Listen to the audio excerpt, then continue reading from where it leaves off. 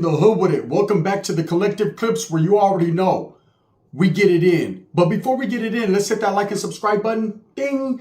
Put your notification bell on all so that way you're directed in the direction of the dope content I'm kicking. And I highly appreciate all the support, man. We're going up on this channel and it's all because of you. And for that, I can say I'm very humbled and I appreciate it. So today, I wanted to do a little bit something different. I wanted to do a reaction. And first and foremost, before I touch on this subject, this is something that kind of went semi-viral. A lot of people have been talking about it on YouTube. I actually did a video on it. I know Dubs did a video on it. Flacco from a Convict's Perspective, and several other YouTubers, content creators have done content regarding this situation. It seems that video was leaked of a situation that went down in New Folsom a couple years back, where an individual was whacked, right? He was hit. He was stabbed numerous times.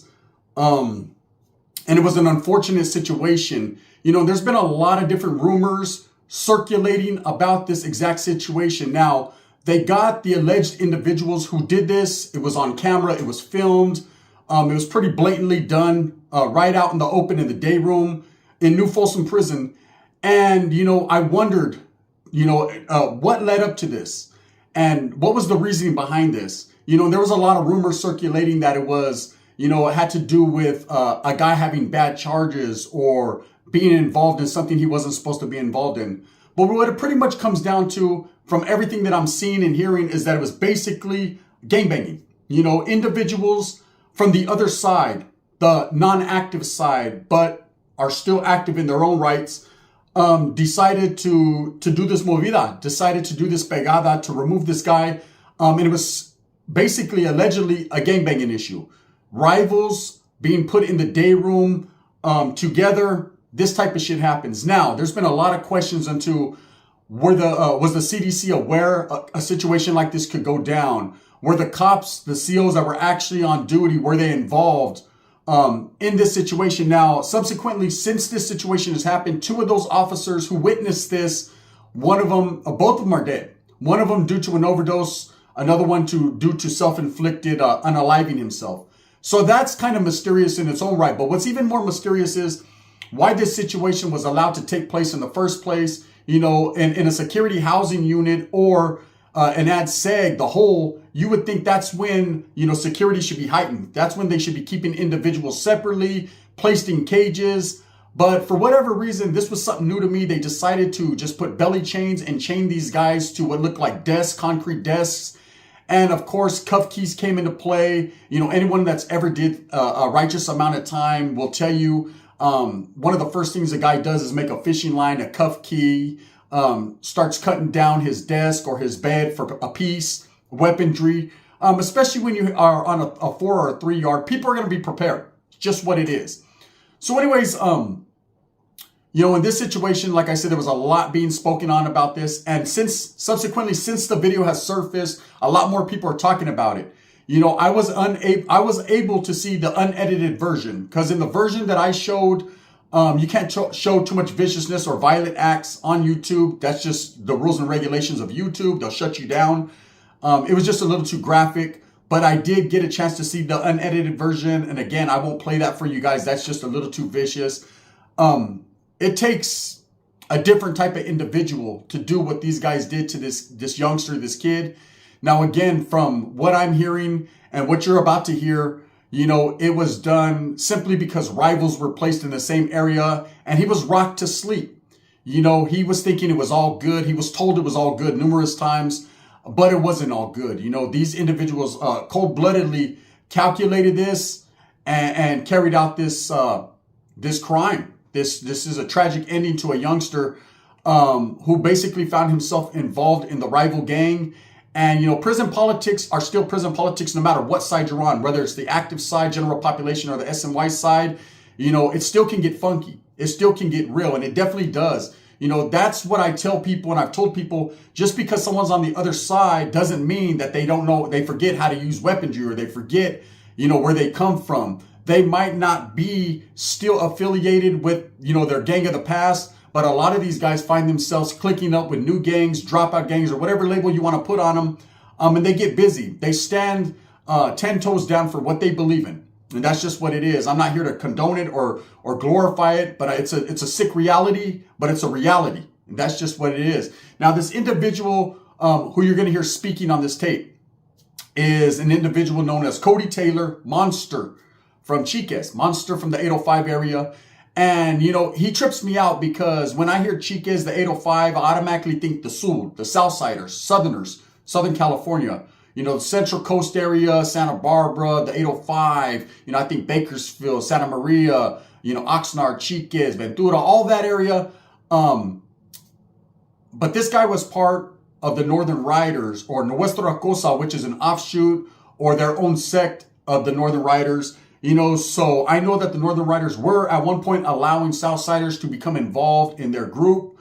And whatever, that's their business, man. Again, I don't know the ins and outs of that. All I know is that this guy was allegedly associated with the Nuestra Cosa or the Northern Riders. And he decided that if for whatever reason, that's the new cause he was pushing, you know. So he decided to involve himself in this attack.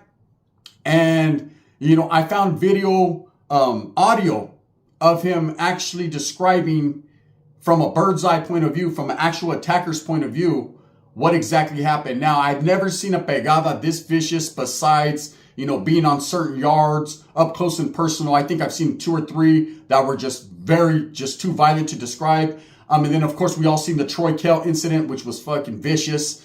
You know, that happened out there, I believe, in Utah. But this one right here, this was damn near. Okay, this was like food stabbed to $1. It was damn near there. This guy was stabbed hundreds of times and didn't fight back. You know, I don't know if he thought it was all good, but they definitely rocked him to sleep. So this right here is the audio of the alleged attacker, one of the attackers, Cody Taylor, aka Monster from the 805, explaining, you know, why this happened, explaining how it went down, the emotions he was feeling. We'll see if he has remorse or he doesn't. It's a pretty sickening audio tape because just the callousness and the way that this guy, his thinking, you know, this is, if you've never been to prison and you're on the wrong side of the tracks and you're out there committing crime, this is definitely something you want to listen to, something that could change your whole ways of thinking, something that shows you it gets funky and it gets real. It's as real as it gets, how just that quick your life could end. You never know in prison. You never know what other guys are thinking. You know, sometimes people are manipulating you. They're telling you one thing, yet they're doing another. And this was a cold-blooded, just a cold-blooded way to die, but also a cold-blooded way to live. You know, this guy, I mean, he makes my skin crawl. I've been around a lot of hardcore individuals, hitters. I've been involved in pegadas. I've seen things happen.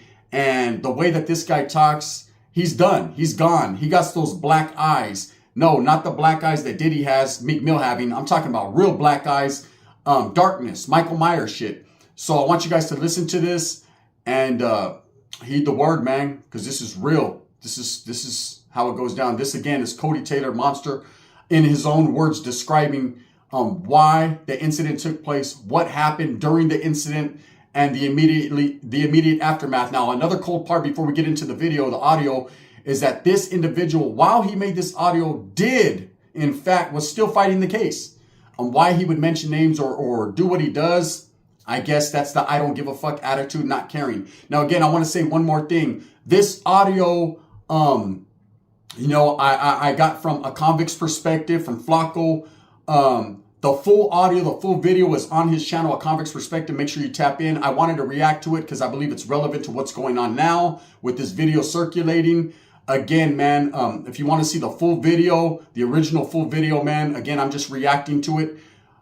It's on Flacco's channel, which is A Convict's Perspective, where he actually interviewed this guy about 8 or 9 months ago before this incident, you know, was put out there and people witnessed what they witnessed. Again, if you haven't seen the unedited version of the video, I suggest you don't look for it. It's pretty gruesome. One of the most gruesome things I've seen since the Troy Kell incident. And again, man, you know, again, if you want to see the whole full video, the full version, make sure you go to A Convict's Perspective about 8 months back. Flacco has it, so go trip out on that. Again, so we're going to get straight to it, man. Trip out. Here we go. All right, now, hey, yeah, homie, like the homie said, this is This is NC Monster right here. I'm coming out of 805 and shit. Coming for all my gente out of California Department of Corrections, homeboy. You know how we do shit, active and attractive in this motherfucker. So, real quick though, to all my oppositions, excuse this little few year delay and shit. I've been in Pelican Bay, just taking this tape to the box, homeboy. So, just a little update, homie. There's a lot of shit that's going on, you know, this and that, but it's nothing. It ain't nothing real, you know what I mean? So the update, real quick, was I was one of the last North Angle riders, homie, that you know, out of 2018, the books opened, and you know, I was fortunate. They gave me that opportunity, you know, to become a monster and shit, and you know, very few who could really uphold this way of life. You feel me? So to achieve such this realm, homeboy, I had to really disregard like any physical or mental plateau that was, you know, kind of holding me back and shit. But the next few years, homie, they were very precisely calculated, to say the least, homie. So to the issues at hand, Flacco, it really started in 2019, man. And after a few Diablos and we pretty much made our thing and the presence known in Corcoran Sabato food, but they ended up separating us, homie, and sending me to New Folsom, which was B Yard. It's a GP 180 level 4, but more precisely, homie, we opened up the California long-term restricted housing unit, specifically D8 and shit, and it's a regular shoe, so pretty much, homie, like Bacos from every walks of life, homie, and every security threat group, we started to occupy and fill up B8. Mm-hmm. But I was fortunate, homie. Yeah, they gave me the opportunity, homie, to have my viejo from Bombay, from Tracy right there. He was side by side and in full capacity, but another brother of mine who, you know, who's been down a minute with me, and this fool, not only did he risk his life, homie, but he gave his life up. You know, we have separate causes, in course, but it's loyalty. Because a nigga could love you all he wants, homie, and still fuck you over, but genuine loyalty, homie, that's really until the last breath, you know what I'm saying? So, obviously, homeboy, with all these alphas in this building, homeboy, tensions were high as fuck. Let me tell you. So in October of 2019, you know, one active Moreno, I think he was a crib or some shit. This vato had to. He said some fuck shit regarding NC this or that. I couldn't remember to really tell you the specific words, but instantly, homie, my Cody and we had to, you know, set a demonstration, and we lit the vato up and, you know, showed all these alpha males who was really active in the building and shit. But we had this vato saying fuck his hood and, you know, all of the above and shit. So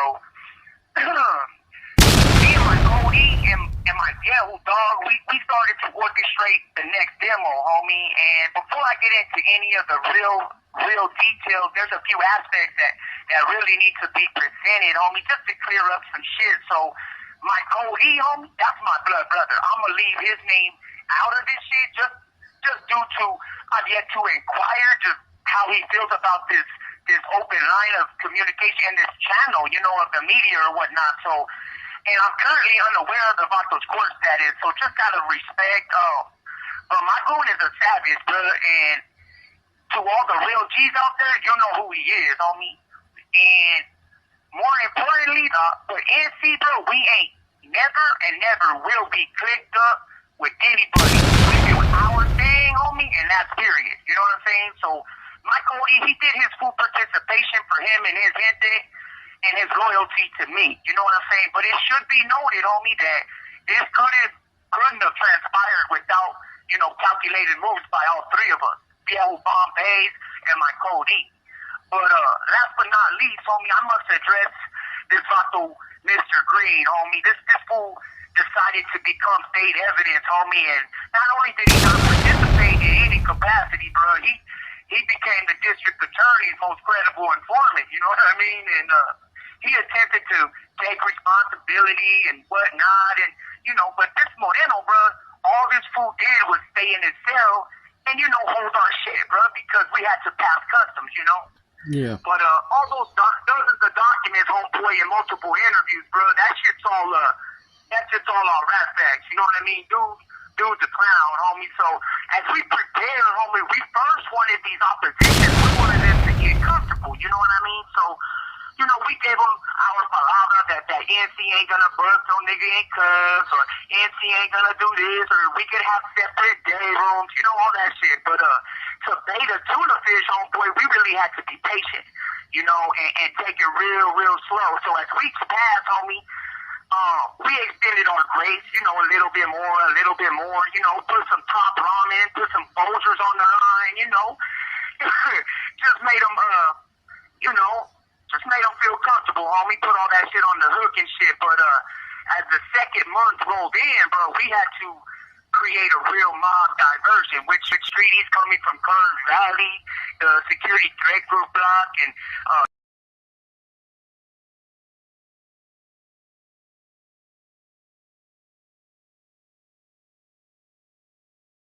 yeah. So we had to create, fake letters, homie, basically implying like, hey, the guerra's over, So that was a little, it was a little rough, but we had to do what we had to do, homie, to get these fools out there, bro, because nobody was coming out with us. You know what I mean? So we made the letters and shit, pretty much saying that the war's over in the other institutions and everything's pretty much good. You know what I mean? So from right there, homie, the doors started to slowly open, and Vatos, if you only knew, homie, how close we really got. But that's another story, homie. So we had Big Bird, homeboy, which was just a 12-inch desktop, homie, which was carefully designed just to really down it. This call and your telephone number will be monitored and recorded. Yeah, homie, just to really down a nigga, to be honest, bro. But it was carefully designed for old boy, But anyhow, homie, we became best buddies, homie, and the day just begun. So as I'm praying, to the rolling gods and shit, hopefully these fools don't shoot my ass. I see these cats, homie, these ops, homie. This cat named Rascal, homeboy, from I think he was from 47th South Central, but the vato was a Cinquero, just a faceta, fool, and he drove by my pad. We did a little drive-by, but this vato was creeped up. Brand new zapatos, full brand new clothes, the whole 9 yards, homie. So instantly, bro, I get an ear-to-ear smile, because I knew, bro, this fucker was going to hell, you know what I mean? He was dressed for a party, homie. So anyhow, as everybody was pretty much present on their door, because everybody knew besides this fucker, so these fools had popcorn and snacks, and they were just at the windows, homie. So first, my goon, KS, homie, that fool took a hard left. Once we busted out the black box, this fool hit the staircase, homie, and I tailed him, homie, but I was telling the vato Rascal, hey, it's gonna be all right, buddy, don't worry. But, so about 6 staff members, I think 5 or 6, they tried to open the section door, bro, but Big Bird had something to say about it, so they weren't invited to the party, fool, so they busted a U-turn, fool, and pretty much left old boy to suffer the consequences, bro. So as we get closer, homeboy, I pretty much pull up right behind her, and I bury Bird a deep, bro, real deep, right where his heart beats, and I just bottomed out, like 10, 20, 30, 40, 47 times, I think it was, but not to miss any details, homeboy, the canines, they started to, they were having a good old time shooting our ass, so if one hits me, bro, one hits me right where the baby maker is, homie, from 20 feet away, and finally for once the kid was back, homie, my shit was swollen, but let me tell you, Flock, that shit dropped me, bro. So shit. my Cody took charge, homeboy, yeah, that shit hit me right in the baby maker, bro, but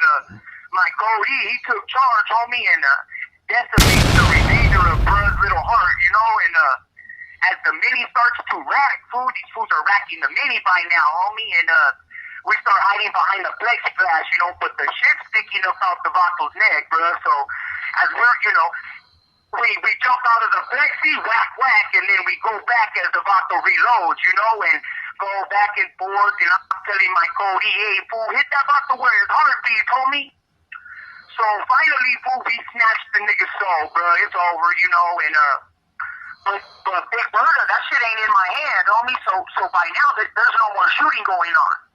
But I take a little cup of blood, homie. homie, that was on Bird's shirt.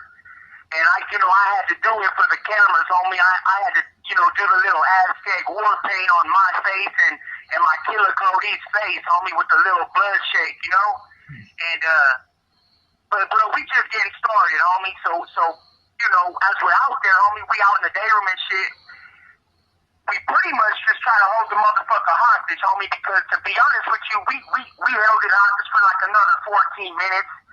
But we were trying to be, sure that there was... This call and your telephone number will be monitored and recorded. Yeah, like no life-saving measures that could be revived, so it was nothing personal to them, but, they could come get that shit back in blood, you know what I mean? But, finally, homeboy, to be the honest, I thought it was over, it was over and whatnot, but the difference, homeboy, is, between real and fake G's over here, homie, we're not attempting to exhaust any type of diplomatic disputes, you know what I'm saying? And to all the real G's out there, you must be vigilant of these soft-ass fools because they got this fake-ass mafia type shit. Kevin Gates said some shit a while back about him having 2 phones, bro. Like, yeah, we got 2 hoes, ¿sabes? You know what I mean? So, in conclusion, bro, to all my like-minded and like-hearted motherfuckers out there, onward, homeboy, with this beautiful struggle. And, I have to give an NC shout out to all my righteous rebels real quick, striving and pursuing this old school lifestyle, homie. Big Sporty from TC, homie. Scrappy from Sano, homie. Gangster Gold from Delcoto. Big Bump Bass from Tracy. Papa John from Hayward. Baby Gangster from Merced. And whoever wanted, homie, you know where we at, bro. You know what I'm saying?